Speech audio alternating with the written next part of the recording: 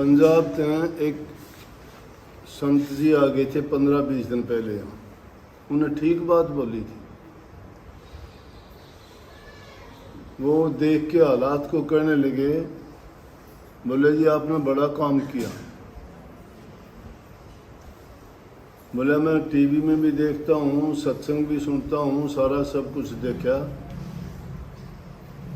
और वो जाने कैसे थे, तरन तारण की गद्दी पर जो गुरु थे उस टाइम में, केर सिंह, हमारी आगरा में मुलाकात हुई थी। उसके बाद वो ज़्यादा जानने लगे।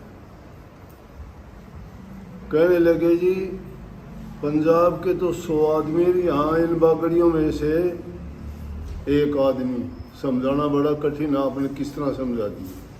पंजाब में तो आदमी 100 आदमी को समझा देगा, और यहाँ एक को भी समझाना मुश्किल है। समझा दिया तो सुबह में वो बिगड़ा पाओगा, मतलब उस रास्ते से फिर कह देगा कि ये गलती होगी मेरे से। अब इनको कितना भी, अगर ये बात पंजाब में होती कहने की जरूरत नहीं पड़ती।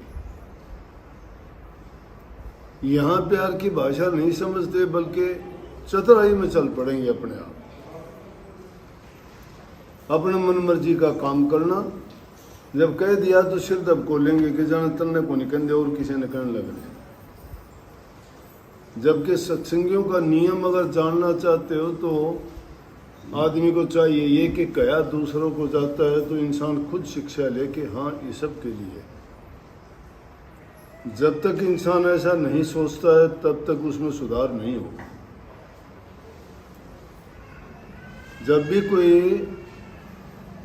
गुरु महाराज, संत सतगुरु या उपदेशक कोई भी शिक्षा या उपदेश हमें देते हैं तो ये कभी नहीं सोचना चाहिए दूसरे के लिए। ये कभी नहीं सोचना चाहिए कि ये और किसी की कमी गलती बताई गई है। जो आदमी ये सोचेगा कि ये गलतियां मेरे अंदर हैं और ये मुझे ही कही जा रही हैं, और सत्संग में बैठ के तुम गौर करके सुन लिया करो, जितनी बात बताई जाती हैं वो कोई ना कोई बात आप में सब में मिलती है। तो बहुत कठिन काम है। फिर भी इसीलिए मेरा जोर इन बातों पर होता है कि आदमी का पहली चीज खुद का चरित्र अच्छा होना चाहिए। जिस इंसान का चरित्र अच्छा नहीं है वो आदमी किसी भी क्षेत्र में जाओ कभी सफल नहीं हो सकता। जिसका चरित्र अच्छा है, बुराइयां नहीं हैं, घर परिवार में सुख शांति होगी, जबान से वो आदमी को अच्छा बोलेगा तो कड़े कड़े सब खत्म हो जाता है। लेकिन एक इंसान तन से कोई सेवा नहीं करता, मन में ख्यालात उसके कुछ के कुछ उठते रहते हैं, और जबान भी उसकी इतनी मीठी नहीं होती, कोए की तरह काँव काँव करना बिना मतलब, ना सुनना और ना कुछ अपने किसी को दूसरे को सुनने देना।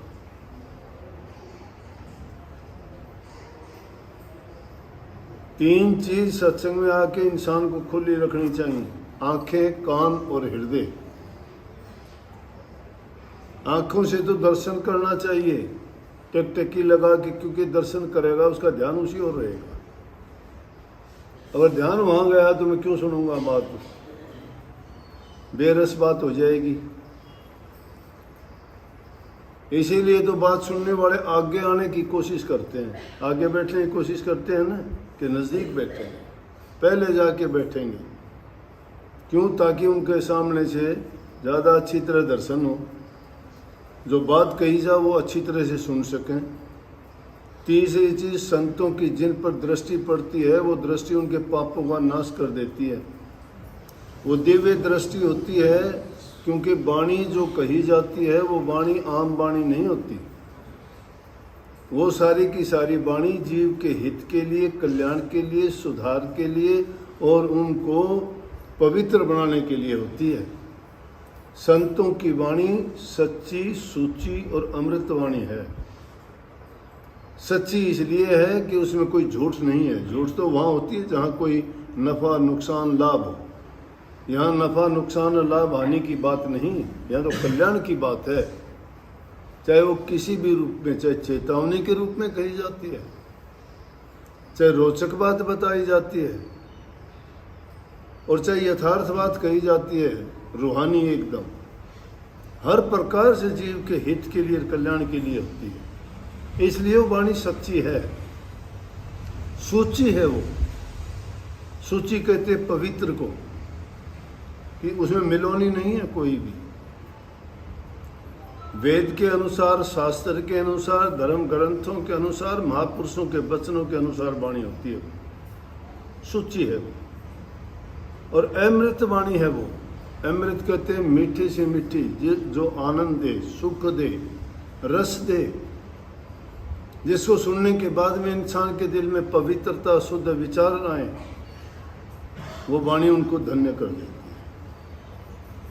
तो संतों की वाणी जो नज़दीक होगा, उस वाणी में एक प्रकार का नहीं कहते कि कई बार कथाकार कहते हैं कि सत्संग गंगा में स्नान कर दो। सत्संग गंगा स्नान क्या है? गंगा को पवित्र मानते हैं, पाप नाशनी मानते हैं कि गंगा में स्नान करने से पापों का नाश होता है। लेकिन अगर सही मायने में देखा जाए तो निश्चित रूप से आस्था है हमारी, लेकिन अगर वहाँ गए तो वहाँ तो शरीर की शुद्धता तो हो जाएगी नहाने से। जो मन दुष्ट भीतर में बैठा हुआ है, जिसमें खोटे मंदे विचार भरे, उसको गंगा मैया कैसे ठीक करेगी? मन में तो गंदे विचार लेके बैठे हो, स्नान बार से करते हो, वहाँ वापस आने के बाद वही ख्यालात, वही बात, वही जीवन, वही तुम्हारी क्रिया, वही दिनचर्या, कैसे बदलाव आएगा?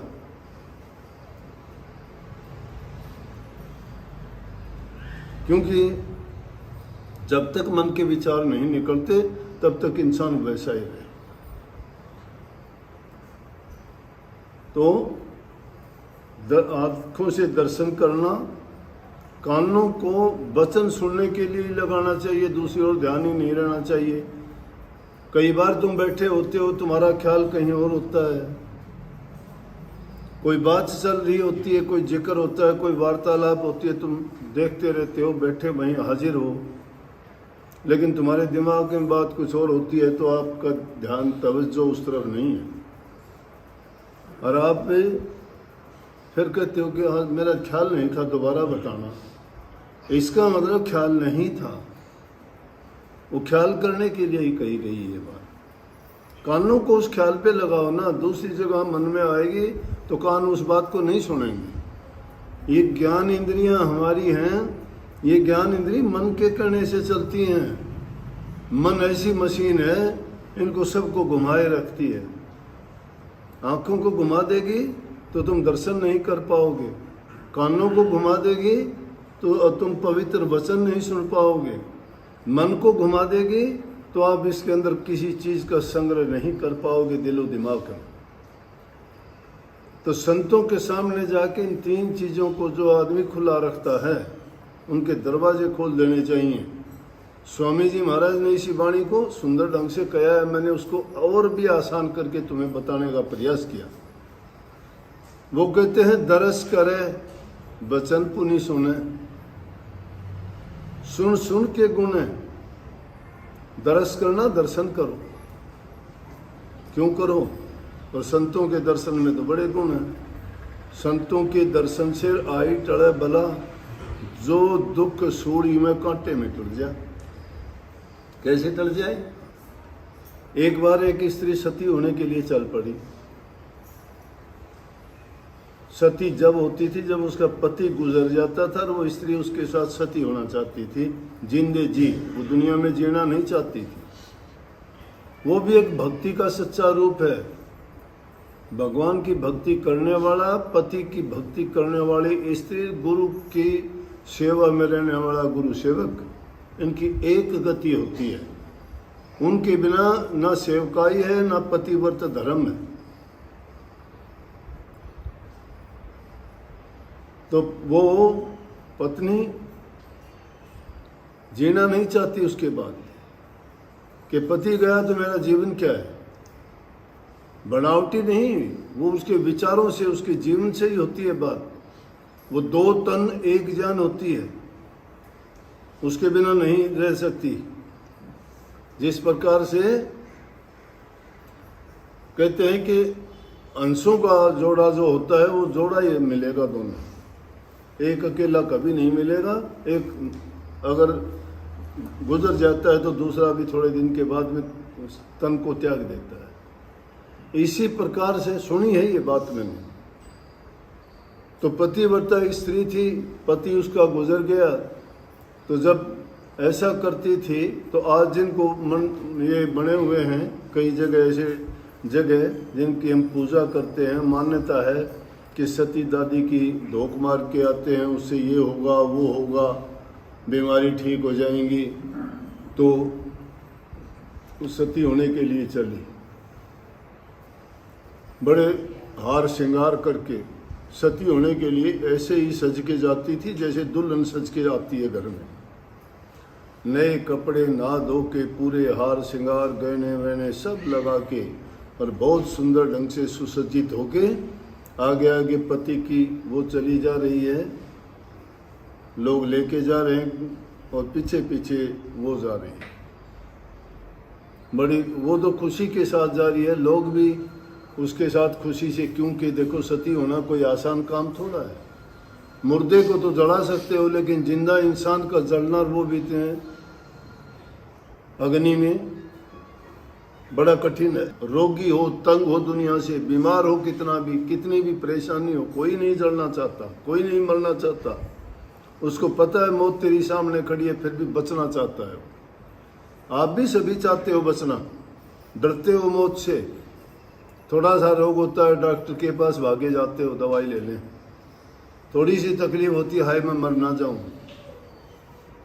जबकि सच्चाई ये है वो दिन आना है, उससे पहले कई बार मरते हो। असली मौत आने से पहले बहुत बार मर चुके होते हो, रोजाना मरते हो। कोरोना के दौरान में सब मरे कि मुझे ना हो जाए कभी मर जाऊं, मुझे ना हो जाए कभी मर जाऊं। घर से नहीं निकले, मुंह को पट्टी बांध ली। सबका सब किस लिए तुमने इतने इलाज परहेज करे? जीने के लिए। मरना कोई नहीं चाहता। ये तो इंसान है गंदी से गंदी योनि वाले सुअर को, जो भिक्षा खा के अपना जीवन गुजारता है, उसको भी मारने का प्रयास करोगे, वो भी नहीं मरना चाहता। लेकिन वो तो धूम धड़ाक के तैयार होके हार श्रृंगार के साथ जा रही है। संतों के दर्शन की बात बताता हूं। ये जब गई तो कहते हैं कि नदी के पास में या गंगा जी के पास में ही तुलसी साहब सुबह स्नान करके भजन में वहाँ बैठे थे कि 2 घड़ी यहीं पर बैठ के समाधि ध्यान लगा लूं। और उस तरफ से देखता है कि उनकी समाधि खुलती है और उस तरफ से वो आते हैं। तो उस औरत ने भी देखा जो सती होने के लिए जा रही थी कि वो महापुरुषों के दर्शन हो गए, मैं सती होने चली हूँ, इससे अच्छी क्या बात हो। जो लोग नहीं जानते वो उनके तो चाहे आगे पीछे तो बुहारी निकालते फिर, तो भी वो दर्शन को नहीं मानते। क्या दर्शन होता है? जो दर्शन का महत्व जानता है वो बड़ भाग्य होता है। बार बार मत्था टेकेगा कि बड़ा शुभ दिन हो गया, संतों के दर्शन हो गए, क्या पता मेरी कौन सी बीमारी व्याधि टाल दी। इसी प्रकार से उसने सोचा कि वो संतों के दर्शन हो गए, बहुत खुशी की बात, मत्था टेक लूं।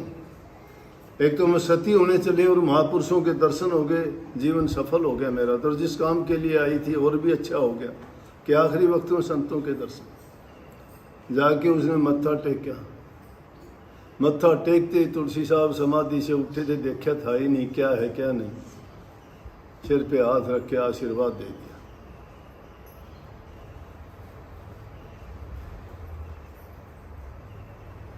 आशीर्वाद क्या दिया? सौभाग्यवती हो, सुहागवती हो, 1000 वर्ष तक तेरा सुहाग बना रहे।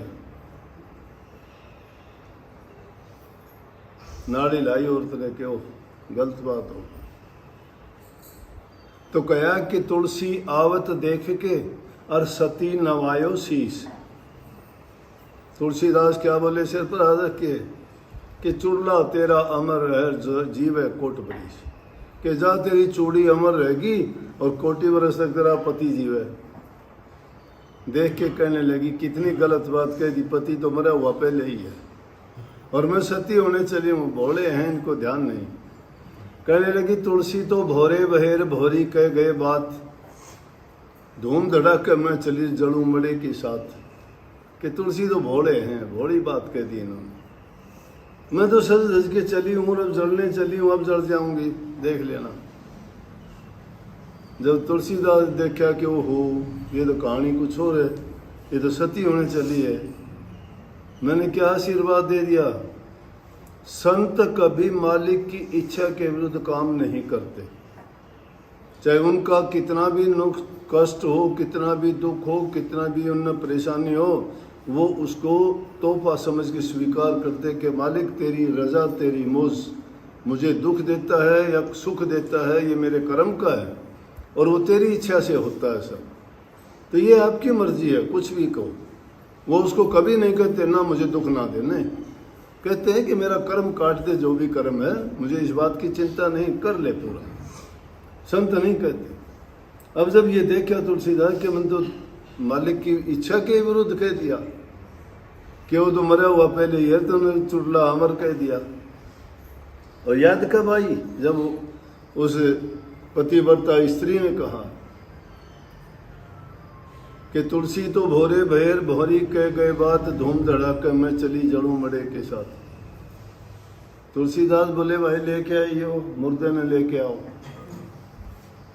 अब क्या करूं, एक काम तो करना पड़ेगा, मालिक से अर्ज करनी पड़ेगी, प्रार्थना करनी पड़ेगी इसके लिए। मैंने गलत तो कर दिया, लेकिन अब दुआ करूंगा। और दुआ भी कैसे करते हैं, क्या बोले, तुलसी मड़ो मंगाए के और मस्तक में लो हाथ। बोले मैं तो कुछ जाना नहीं थे, जानो रघुनाथ। उसको पास बुला के उसके सिर के ऊपर हाथ रख के कहने लगे भाई मालिक मैं तो तुम्हें जानता नहीं, आप जानो, मेरे पास जो होना था हो गया था। उसको कहने लगे कि भगत राम राम बोल, उठ। इतना कहना था कि वो जो मरा हुआ था खड़ा हो गया। ये संतों के दर्शन की महिमा है। किन लोगों के लिए है, जो आस्थावान हैं उनके लिए। जिनके दिल में निष्ठा नहीं उनके लिए नहीं है। वो तो चाहे कहीं भी जाओ उनको कुछ नहीं मिलना, उनको कुछ नहीं मिलना।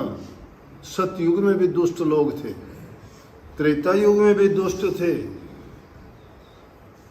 द्वापर में भी थे, कलयुग में तो और ज़्यादा ही ज़्यादा हैं जो धर्म के रास्ते पर चलते हैं, जो कल्याण का काम करते हैं दूसरे जनों का। उनके रास्ते में बाधा बनने वाले अब भी राक्षस हैं। वो अपना कर्म निभाते हैं, वो वैसा करते हैं। ये कभी से रीत बनी हुई है। लेकिन जो मालिक की भक्ति करते हैं वो उसकी परवाह नहीं करते। जीत आखिर होती है, उनको सजाई मिलती है। दुष्ट काम करेगा सजा से कोई नहीं बच पाया, अच्छे काम करेगा उसको सुख शांति खुशी मिलेगी, उसको कोई रोक नहीं पाया। तो इसलिए सुख के रास्ते पे ही चलो ना पहले। तो ये तो संतों के दर्शन की। और रही वचन मानने की बात, अगर एक भी वचन संतों का तुम मान लो, तुम्हारे प्रति जो कहा जाए जीवन समझ जाएगा। एक ही वचन से जिंदगी बन जाती है। और उनका उपदेश सुन सुन के अगर तुम संग्रह करोगे और उसको सोच सोच के उनके अनुसार जीवन को आगे चलाओगे, तुम्हें दुख नहीं होगा। गरीबी दुख नहीं है, शांति मिलनी बड़ी कठिन है। धन में शांति नहीं है, ऊंचे परिवार में नहीं है, ताकतवरों के पास नहीं है, रूप हुसन में नहीं है शांति। कभी सोचते हो शांति तुम्हारे मन में होगी, तुम्हारे विचार और ख्यालात में होगी। शांति का घर तो संतों के पास ही है। जो संतों की शरण में चला जाता है और उनके वचन के अनुसार चलता है ना, उनको शांति मिलती है।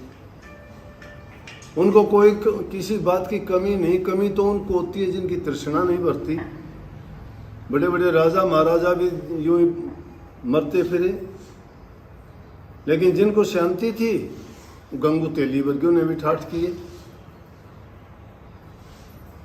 परंतु ये इंसान है, इसलिए मैं कहता हूं कि इंसान चरित्रवान होना चाहिए। आप मेरे से पूछ के आते हैं, आके कह देते हैं देखो जी ये लड़का देखा है, वह बहुत अच्छी बात।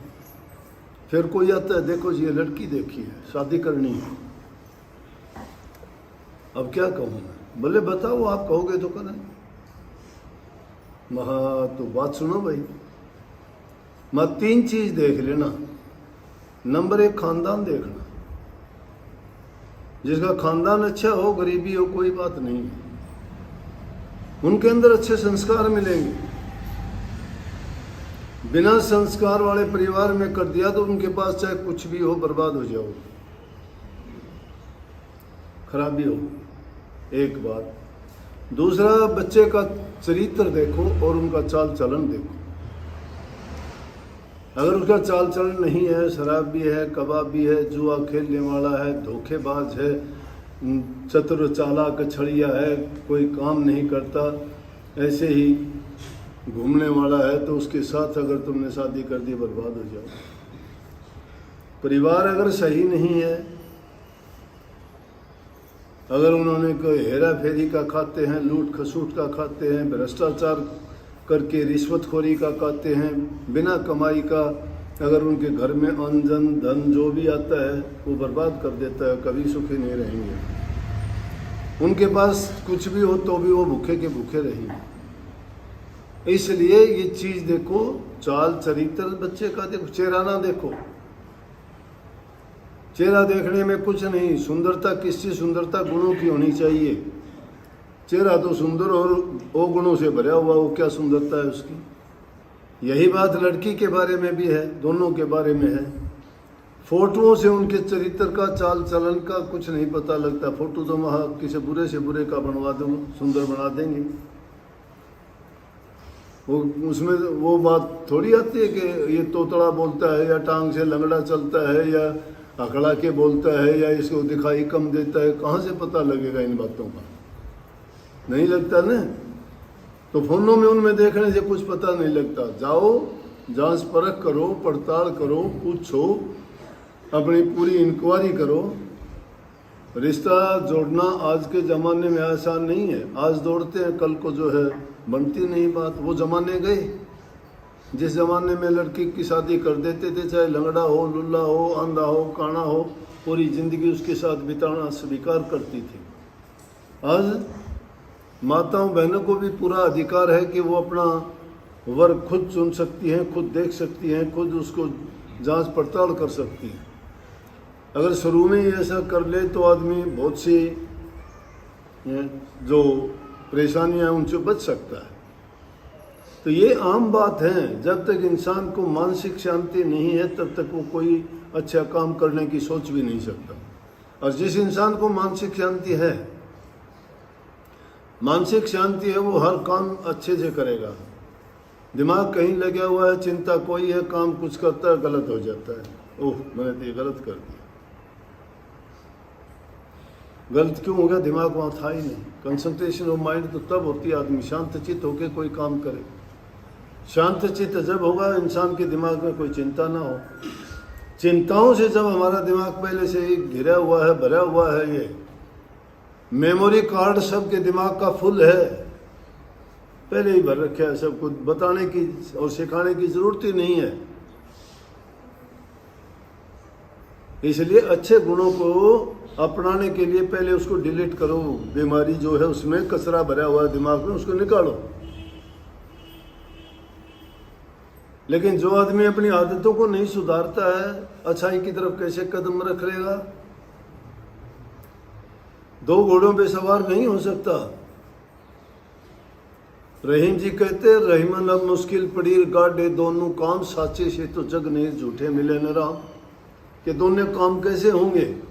और मुश्किल दोनों कि सच बोलूं तो दुनिया वाले को नहीं पसंद दे, और झूठ बोलूं तो राम नहीं मिले। बताओ कड़े जाऊं, कहाँ लटकूंगा? रहीम जी कहते हैं ये बात। राजा अकबर के टाइम में हुए थे। रहीम जी बहुत अच्छे कवि थे। तो ये हालात है। एक और वाणी लिख रखी है कि महात्मा ने बोला दुनिया में बाबा नहीं है गुजारा किसी ढंग से, किसी तरह का गुजारा नहीं दुनिया में। इसीलिए संतों की शरण में जो जीव चला जाता है वो उसके विचार, उसके ख्यालात संतों के विचार के अनुसार वो बना लेता है, उनमें ढाल लेता है, उसका जीवन सुधर जाता है, सफल हो जाता है।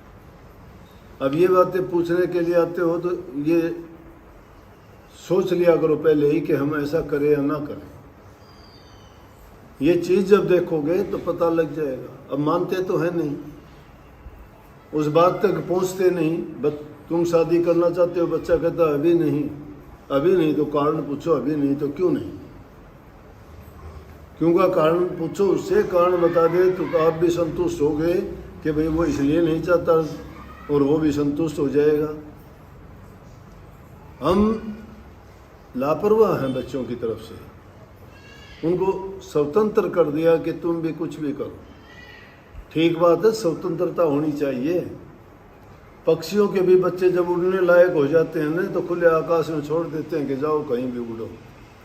जवान होने पे बच्चों को इजाज़त तो होनी चाहिए, लेकिन उनको गुणवान बना के, उनको संस्कार दे के, अच्छी शिक्षा दे के छोड़ो। जो बच्चा घर में सुनता है ना, बूढ़े बुजुर्ग जो बात करते हैं उनको सुन के वो अपने विचार बनाता है, उनसे उनके संस्कार बनते हैं।